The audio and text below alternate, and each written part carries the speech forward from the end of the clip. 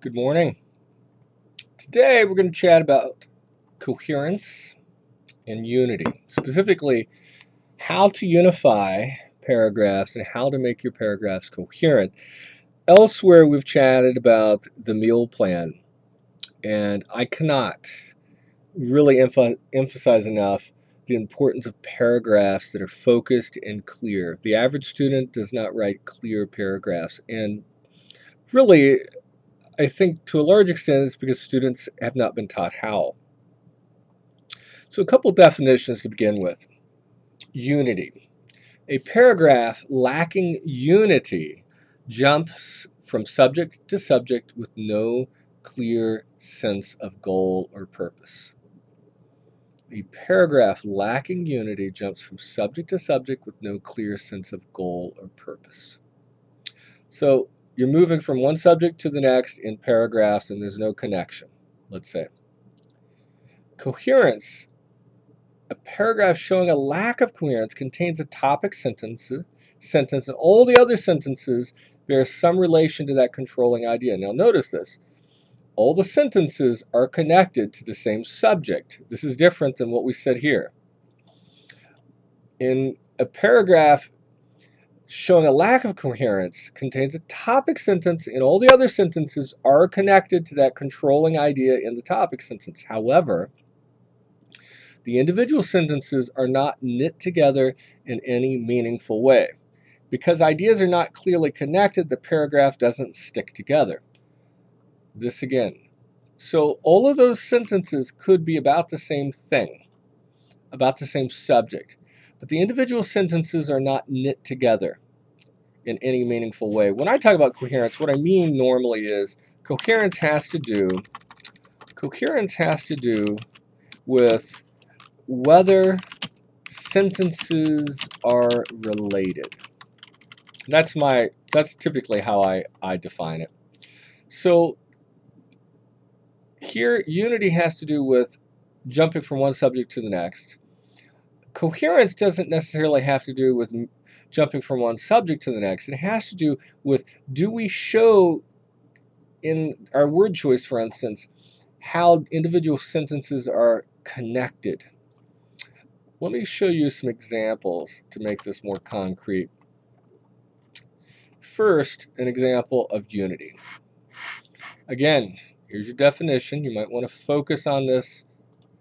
And then, why don't you pause me and read these two paragraphs, and then we'll return to a discussion.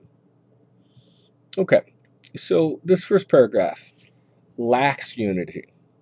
Club Palm Club Palm Resort's beaches are beautiful, and the surrounding countryside is quite scenic. The quality of the food leaves a lot to be desired. Many vacationers enjoy the variety of outdoor activities and the instruction available in such sports as sailing and scuba diving. Unfortunately, security is poor. Several vacationers' rooms have been broken into and their valuables stolen. Christmas in the Bahamas can make the thought of New Year's in Chicago bearable. Okay. So, unity is when a paragraph jumps from subject to subject with no clear sense of goal or purpose. If we look at this and we assume that this sentence is the topic sentence, what we think is we're going to have an entire paragraph about beaches being beautiful and the surrounding countryside being beautiful. But what do we have? The next sentence, the quality of the food leaves a lot to be desired. Does that connect with the countryside or the beaches? Not at all. There's a huge jump here. There's a leap from one subject, beaches and countryside, to food. Many vacationers enjoy the variety of outdoor activities. Now, outdoor seems, in my mind, to connect with the beaches and the countryside again. Many vacationers enjoy the variety of outdoor activities and the instruction available in such sports as sailing and scuba diving. All right, I see the first sentence and the third sentence as connected. Unfortunately, security is poor. Several vacationers' rooms have been broken into and their valuables stolen. Now, I don't know how that connects to the second or the first sentence. We're not talking about the countryside. We're not talking about food. This is a jump.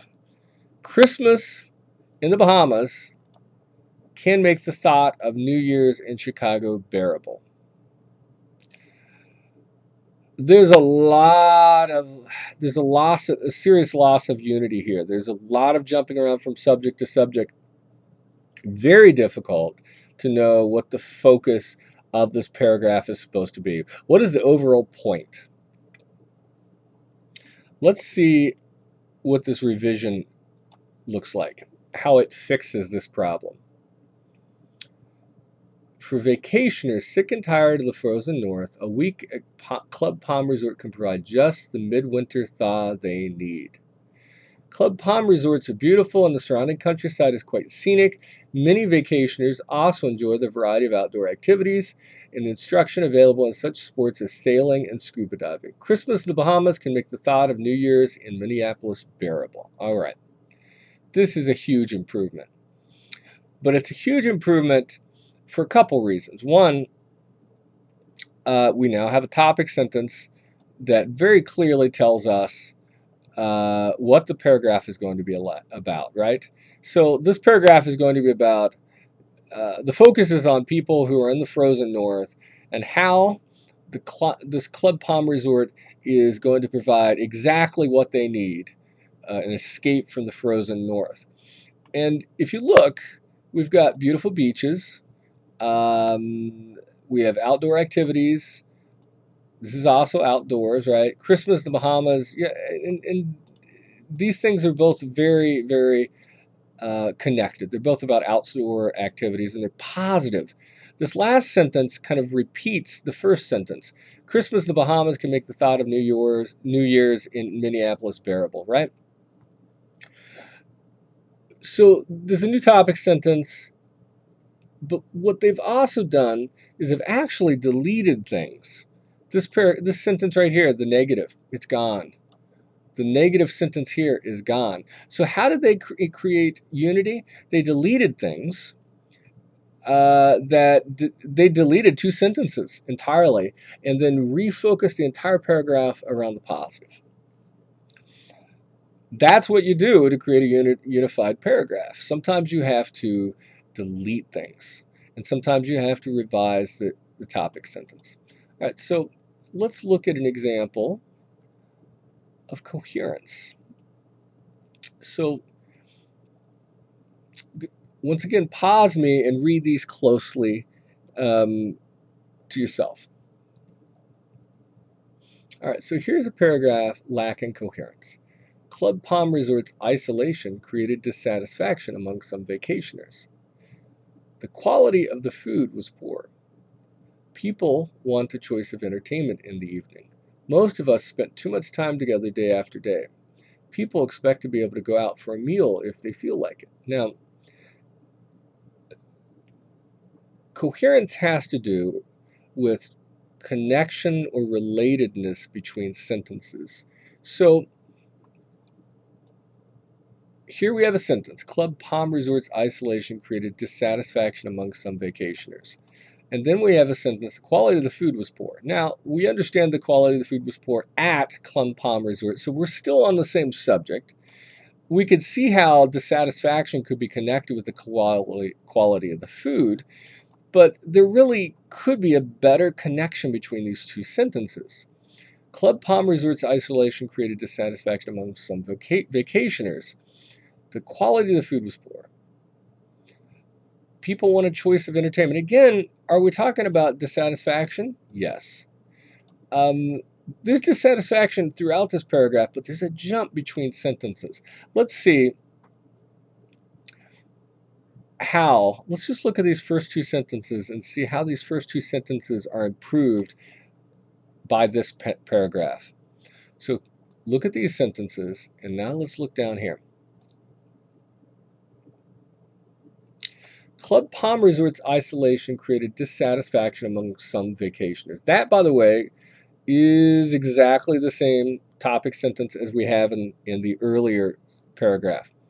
Many people expect to be able to go out for a meal if they feel like it, but the club's location Far from populated areas made that impossible. Now, how are these two sentences brought together?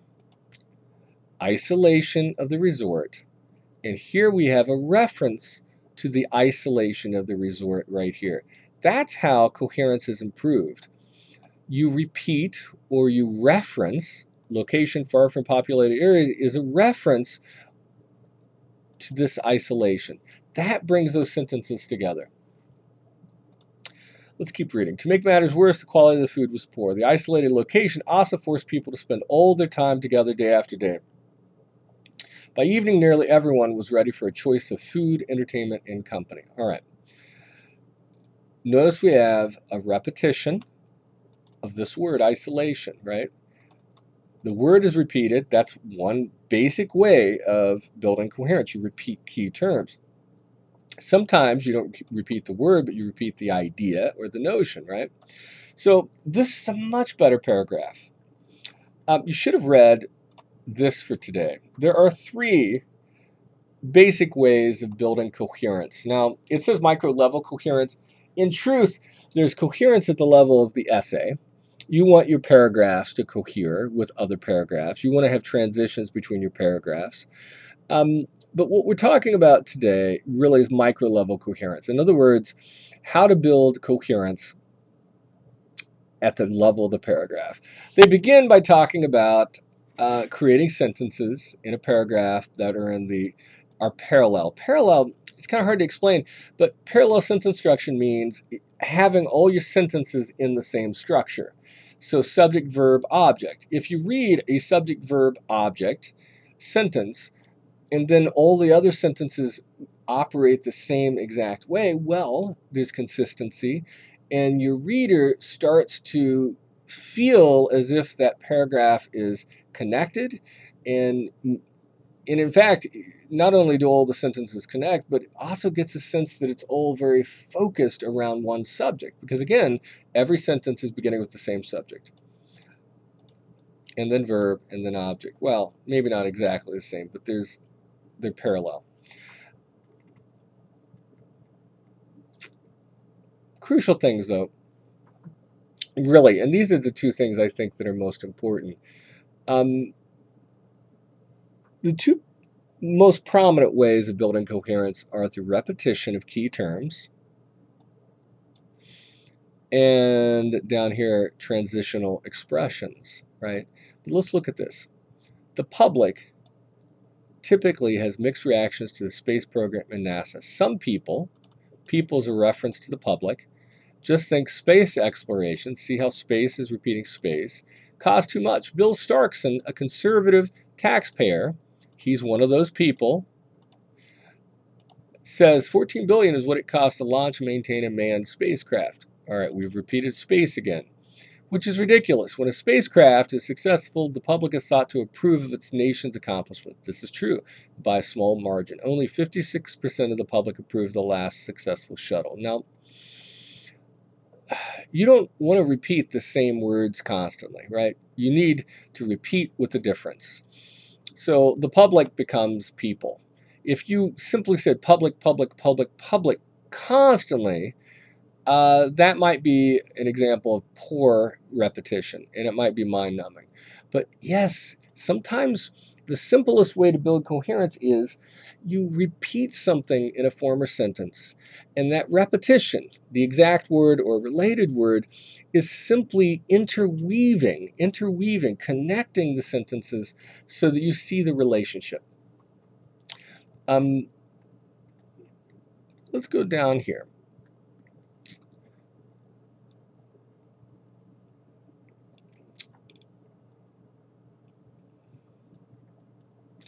So look at this example paragraph, right?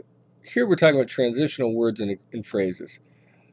And what they've done is they've underlined the transitional words. Not maintaining a car can cost much more in the long run. A study by UIC economists shows that letting car trouble continue unchecked will double the repair cost. Additionally, not fixing your car can cost lives. According to the American Mechanic Association, vehicles that are not maintained can stall out or seize. Sometimes they stop running on an interstate or highway, causing crashes and deaths. In the interest of saving money and staying safe, it's best to spend the money up front and have your car maintained regularly. So, what transitional words do is they help you connect sentences and they allow you to move between ideas. Here's what it says. Transitional words and phrases move the reader from one idea to the next and give them an idea of what to expect next in the sentence. So here are some examples, right?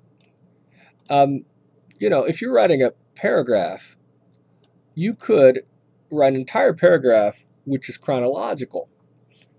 First you do this, then you do this, first, second, third, right? So that is a wonderful way to create a coherent paragraph, for instance, right?